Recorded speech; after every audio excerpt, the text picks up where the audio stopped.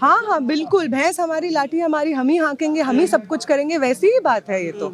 Stay को लेकर के जब कोर्ट में बात जाती है तो कोई कोई तर्क नहीं दिया जाता है सरकार की तरफ से। सरकार डिफेंड ही नहीं करती है कि वो रेगुलेशन क्यों लेकर के आई है। सुप्रीम कोर्ट पे भरोसा नहीं रहता है जनरली। ऐसी बातें बोली जा रही हैं कि इन गाइडलाइंस को ला करके गधों को घोड़ा बनाया जा रहा है। तो हायर एजुकेशन को आप जैसे लोगों की समझदारी सोच के खिलाफ फोर्टिफाई करने की जरूरत है। लोग प्रोटेस्ट कर रहे हैं, आखिर सुप्रीम कोर्ट के फैसले के खिलाफ ये प्रोटेस्ट है या किस तरीके से देखते हैं इसको? देखिए, सुप्रीम कोर्ट के वही चीफ जस्टिस सूर्यकांत जो यूजीसी को रोहित वेमुला और पायल तडवी के फैमिली के पीआईएल के रिस्पांस में ये डायरेक्ट करते हैं कि यूजीसी गाइडलाइंस लाए जो कास्ट बेस्ड डिस्क्रिमिनेशन को एड्रेस करे इंस्टीट्यूशंस में। इतनी शर्मनाक बात है कि वो चीफ जस्टिस सड़कों पे जो 2 दिन का प्रेशर होता है उसके रिस्पांस में ये गाइडलाइंस वापस कर देते हैं। मैं पूछना चाहूंगी सुप्रीम कोर्ट की वो 2 जजेस की बेंच से, क्या कि जब रोहित वेमुला के इंस्टीट्यूशनल मर्डर के बाद पूरे देश भर में प्रोटेस्ट हुए थे, सड़कें जाम कर दी गई थी, आपको उसका प्रेशर महसूस नहीं हुआ?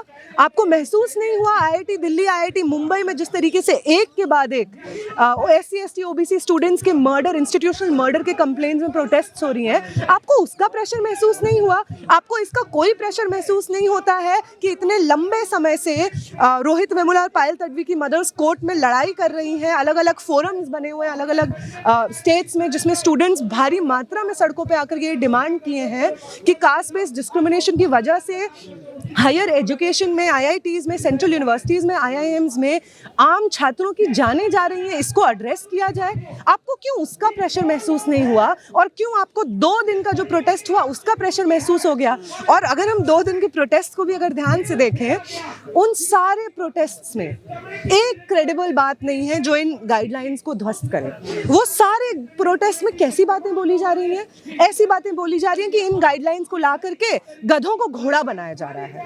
जब आप गधे बोलते हैं एससी एसटी ओबीसी कम्युनिटी से आने वाले स्टूडेंट्स को, जब आप गधे बोलते हैं PWD, women, Muslims, minority section से आने वाले स्टूडेंट्स को, जिनके खिलाफ डिस्क्रिमिनेशन को ये गाइडलाइंस एड्रेस करती थी, तो आप साफ तौर पे दिखा देते हैं कि अगर आप जैसे लोग हायर एजुकेशन में मौजूद हैं तो हायर एजुकेशन को आप जैसे लोगों की समझदारी सोच के खिलाफ फोर्टिफाई करने की जरूरत है।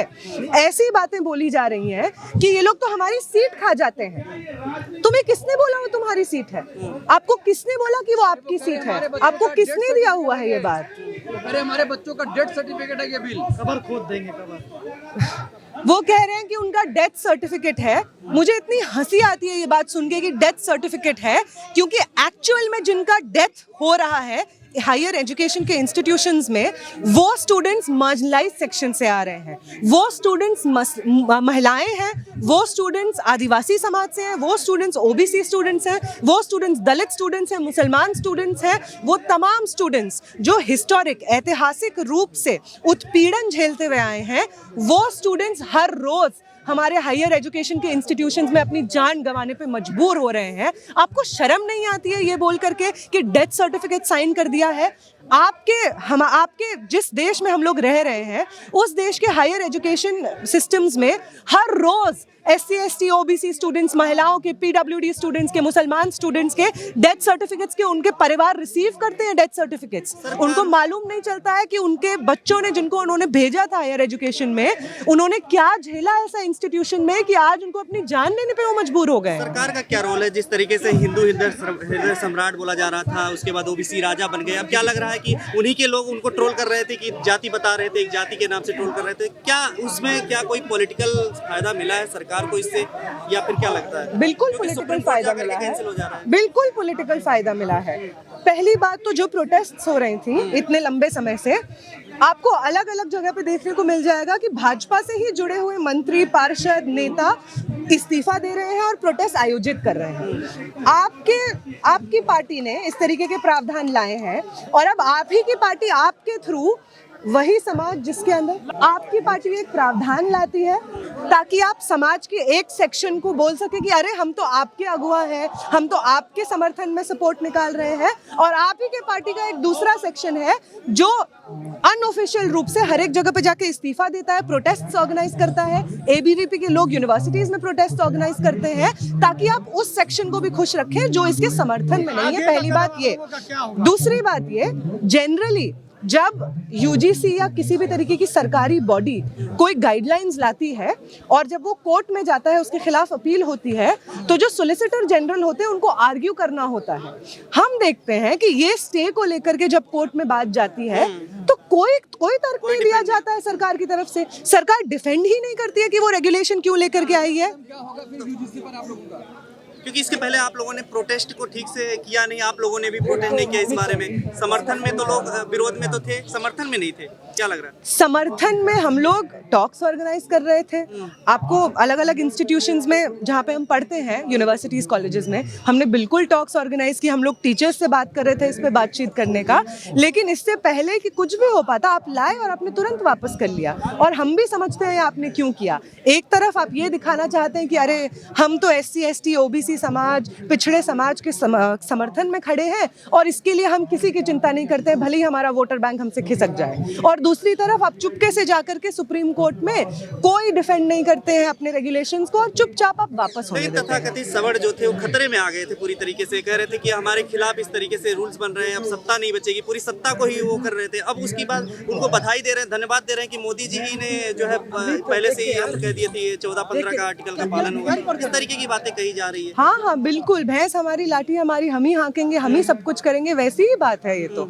इनफैक्ट इतनी मतलब लंबे समय से हम देखते हैं कि आरक्षण को लेकर के जो भी गाइडलाइंस आ रहे हैं। तुषार मेहता को लेकर क्या सोचती नेहा जी? तुषार मेहता लेकर सोचती हैं आप? तुषार मेहता जी चुप थे। तुषार मेहता के बारे में हम वही सोचते हैं जो किसी भी सोलिसिटर जनरल जो भाजपा के रेगुलेशंस को समर्थन में करते हैं उनके बारे में सोचते हैं। तुषार मेहता को अगर डिफेंड करना होता है, तुषार मेहता को अगर बाकी चीज़ों में अपीयर करना पड़ता है कोर्ट के सामने, अगर तुषार मेहता को ये अपीयर करना पड़ता है कि कोविड में मौतें हुई हैं कि नहीं हुई है, सरकार जवाब दे, तो तुषार मेहता इतने बेशर्म हैं कि वो कोर्ट में जाके ये कहते हैं कि कोई मौतें नहीं हुई है, हमारे पास कोई आंकड़ा नहीं है। तुषार मेहता वही व्यक्ति हैं और सुप्रीम कोर्ट इनफैक्ट मतलब इतनी जो बात हो रही है ना कि मिसयूज की, यूज की, सुप्रीम कोर्ट जिन लॉज पे, जिन रेगुलेशंस पे स्टे देता है या जिन मामलों में कॉग्निजेंस लेता है, वो सब वही मामले होते हैं जिनसे बीजेपी को पॉलिटिकल फायदा होता है। नेहा जी, एक नारा चल रहा था तिलक तराजू तलवार, मतलब उससे डर गई सरकार, क्या इस तरह हुआ है? देखिए, ये नारा पहली बात तो हमारा नहीं है, तिलक तराजू तलवार वाला। हाँ, वो ये दे रहे थे, वो हमेशा ये नारा देते हैं। और इनसे देखिए, जो तिलक तराजू तलवार का मतलब है, उसका मतलब भी यही है, उसका एक सिंबॉलिक मतलब है। उसका मतलब है कि वो तमाम पब्लिक इंस्टीट्यूशंस जो कि हमेशा से एक पर्टिकुलर सेक्शन, समाज के एक हिस्से के लिए हमेशा खुले रहे हैं। इनफैक्ट हम एजुकेशन की, एकेडमिया की भी बात करें तो एकेडमिया की परिभाषा यूनिवर्सिटीज़, कॉलेजेस, स्कूल्स में कौन पढ़ेगा, इसकी परिभाषा ही ऐसे रखी गई है, ये इंस्टीट्यूशंस बनाए ही ऐसे गए हैं कि इससे हमेशा से पिछड़ा समाज बाहर रहा है, इससे महिलाएं बाहर रही हैं, इससे मुसलमान, क्रिश्चियंस बाहर रहे हैं। बाय डेफिनेशन वो समाज जिसने इनकी परिभाषाएं रची, जिन्होंने पब्लिक इंस्टीट्यूशंस बनाए हैं, उन्होंने बाय डेफिनेशन वंचित समाज को इससे बाहर रखा है। इसीलिए आज हम किसी भी अगर डेटा कहीं से भी उठा के देखें, अगर हम सुप्रीम कोर्ट का डेटा उठा के देखें कि कितने जजेस हैं वहाँ पे जो आते हैं ऐसे समाज से जो हिस्टोरिकली मार्जिनलाइज है, हमें इतना शर्मनाक डेटा मिलता है, इतना शर्मनाक। 33 जजेस में से 28 जज ऐसे होते हैं जो कि अपर कास्ट से आते हैं, उनमें कोई माइनॉरिटी, क्रिश्चियन, मुसलमान, ये कोई नहीं रहता है। ये सुप्रीम कोर्ट का 2018 का डेटा है, ये सुप्रीम कोर्ट की हालत है। यूनिवर्सिटीज़ में 45 सेंट्रल यूनिवर्सिटीज़ में से 38 सेंट्रल यूनिवर्सिटीज़ के वाइस चांसलर्स अपर कास्ट हैं। हम अगर फैकल्टी के रिक्रूटमेंट की बात करें तो 80% OBC फैकल्टी की सीट्स खाली हैं, 83% ST सीट्स फैकल्टी की खाली हैं। ऐसा कैसे पॉसिबल है कि हर तरफ एक तरफा जो आंकड़े हैं, स्टेटिस्टिक्स के आंकड़े हैं, वो आपको ये दिखाते हैं कि समाज का एक हिस्सा जो कि SC ST OBC है, वो एक तरफा रूप से जुडिशरी से बाहर है, फैकल्टी अकेडमिया में स्टूडेंट भी नहीं है, टीचर भी नहीं है, ये एक तरफ हो रहा है, और दूसरी तरफ ये भी हो रहा है कि SC ST OBC समाज जनरल की सीटें खा रहा है। दोनों चीजें साथ में नहीं हो सकती है ना।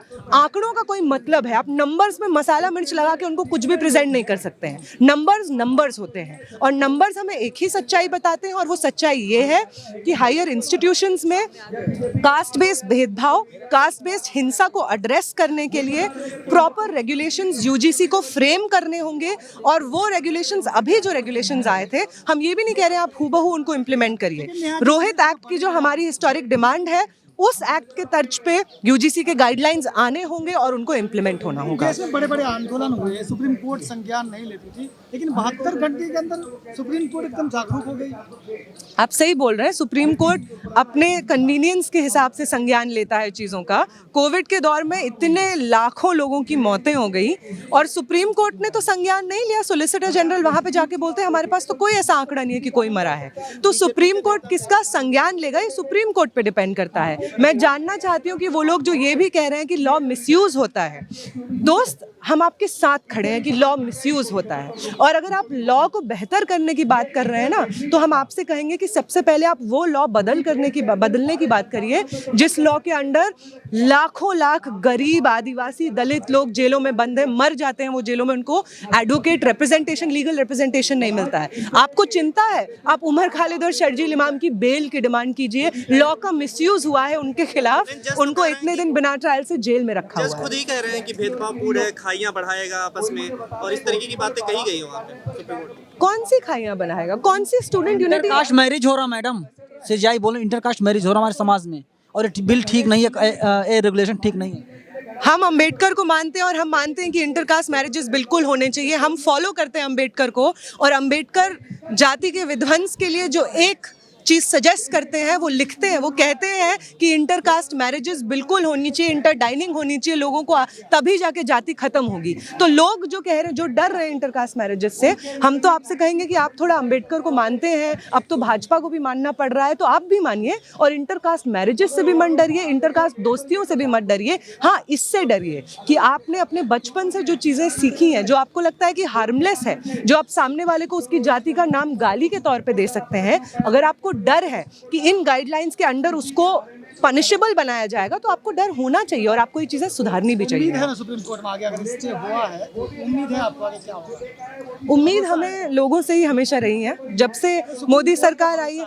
सुप्रीम कोर्ट पे भरोसा नहीं रहता है जनरली, क्योंकि पिछले कुछ इंस्टेंसेस में जब हम सुप्रीम कोर्ट को ऐसा मानते थे कि जो सच में लॉ के हिसाब से डिसाइड करेगा, जनता के हित में अपहोल्ड करेगा फंडामेंटल राइट्स और कॉन्स्टिट्यूशन को, उस सुप्रीम कोर्ट ने बार बार भाजपा के पॉलिटिक्स को अपहोल्ड किया है। ये बहुत दुख की बात है, बट ये सच बात है। जो लोग इस्तीफा दे रहे थे उनके बारे में क्या कहेंगे? शंकराचार्य ने भी बोला था इसको लेकर के तमाम बातें की, UGC की गाइडलाइंस आई है, इसका हम विरोध करेंगे। तमाम लोग बोल रहे थे, ब्रिजभूषण शरण सिंह, हिंदूवादी लोग ज्यादा बोल रहे थे। क्या लग रहा है इसके पीछे कोई बहुत बड़ी? जो लोग रिजाइन करने में बिलीव करते हैं इस तर्ज पे कि अरे हमें तो सामने वाले को कुछ भी बोल देने का अधिकार चला जाएगा, हमें तो सामने वाले को कम समझ के अपनी शान बढ़ाने का मौका चला जाएगा अगर ये गाइडलाइंस आ गए, ऐसे लोगों का इस्तीफा बिल्कुल मंजूर होना चाहिए। इसमें कोई दिक्कत की बात नहीं है। अगर आप समझते हैं कि अगर आपके जैसा अधिकार, समान अधिकार सबको मिल जाएगा और इससे आपकी शान कम होगी, इसलिए आप प्रोटेस्ट में आते हैं, तो आपका इस्तीफा सराखों पे आप जैसे लोगों का और इस्तीफा। सुप्रीम कोर्ट से किसकी जीत हुई है इस फैसले से, क्या लगता है? क्या सबड़ जीत गया, या जो जिसकी बात कर रहे थे वो लोग जीत गए? क्योंकि तो गुलाल भी फेंके गए BHU जैसी जगहों पे, इसको लेकर के जीत हुई है क्या उनकी? लग रहा है जीत तो उनकी लंबे समय से ही चल रही है। वो तमाम पब्लिक इंस्टीट्यूशंस, हायर एजुकेशन के इंस्टीट्यूशंस जहाँ पे हमेशा से कब्जा रहा है डोमिनेंट कास्ट का, वो लोग जो हमेशा से एकेडमिया में डोमिनेंट रहे हैं, वो आज भी डोमिनेंट रहेंगे।